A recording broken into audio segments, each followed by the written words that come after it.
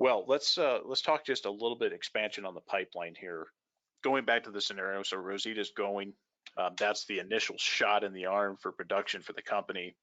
What would be the second asset that the company has now? What would be the second place you guys would focus on for potential next development and production?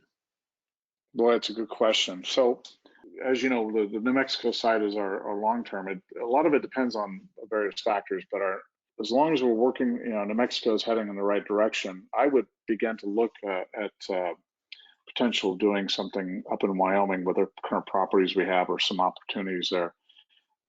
That's like the 3 to 4 year window, and then beyond that is the New Mexico side, assuming we're making progress there. But I see our strategy in Texas growing.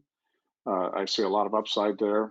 So we got Rosita and et cetera going, but I would see increasing satellite capacity, satellite production into Rosita and Kingsville, and then upsizing the production capacities of those two facilities as being the short term or the midterm type, the next step to maximize that. But also I would look to another jurisdictional jump. And I'm talking strictly about in situ recovery. I'm not talking about conventional mining right at the moment. I see the opportunity sitting out there,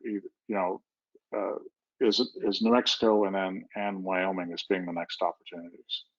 Conventional, we still have significant conventional assets.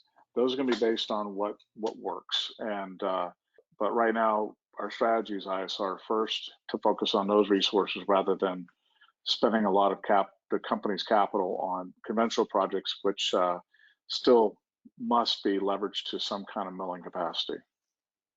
Correct. And I think that's important to have that as well for you guys, to have that conventional checkbox, both of them.